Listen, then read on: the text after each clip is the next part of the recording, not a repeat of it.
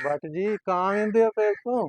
हाँ जी, वेखो जी कावां ने कैसा रोला पाया कि कां ਉਹ लगदा कि बंदे लियाओ ने। ਨਹੀਂ ਬੰਦੇ ਬੰਦੇ ਇਹਨਾਂ ਕੋਲ ਲਾਣੇ ਅੱਜ ਕੱਲ ਜਿਹੜਾ ਨਾ ਇੰਜੀ ਇਹਨਾਂ ਦੇ ਆਖੇ ਨਹੀਂ ਆਉਂਦੇ ਬੰਦੇ ਨਾ ਪ੍ਰਾਹੁਣੇ ਆਉਂਦੇ ਨੇ। ਅੱਛਾ ਜੀ, ਉਹ ਮੈਂ ਤੁਹਾਨੂੰ ਸ਼ੇਰ ਅੱਜ ਸੁਣਾਨਾ ਵਾ। ਅੱਜ ਕੱਲ ਦੇ ਤੁਹਾਡੇ ਕੋਲਗਲੇ ਕਾਂ ਵੀ ਝੂਠੇ ਨਹੀਂ ਪੈਣ ਲੱਗ ਪਏ। ਉਹ ਸ਼ੇਰ ਤੋਂ ਤੁਸੀਂ ਸੁਣਿਆ ਹੀ ਜ਼ਰੂਰ ਹੋਣਾ। ਕੋਈ ਨਾ ਕੋਈ ਗੱਲ ਤੇ ਆਈ ਹੈ। ਉਹ ਆਂਦੇ ਨੇ ਕਿ ਕੁਝ ਝੂਠੇ ਕਾਂ ਸਨ ਕਾਵਾਂ ਵਿੱਚ, ਕਿਆ ਕੁਝ ਬਾਤ ਹੈ, ਝੂਠੇ ਕਾਂ ਸਨ ਕਾਵਾਂ ਵਿੱਚ, ਮੈਂ ਮਰ ਚੱਲੀ ਸਾਂ ਚਾਵਾਂ ਵਿੱਚ।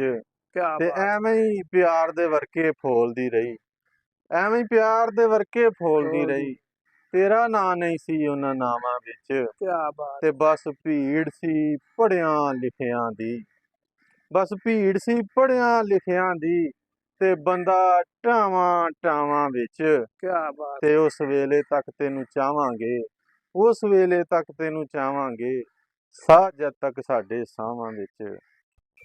ਕੁਝ ਝੂਠੇ ਕਾਂ ਸਣ ਕਾਵਾਂ ਵਿੱਚ, ਮੈਂ ਮਰ ਚੱਲੀ ਸਾਂ ਚਾਵਾਂ ਵਿੱਚ।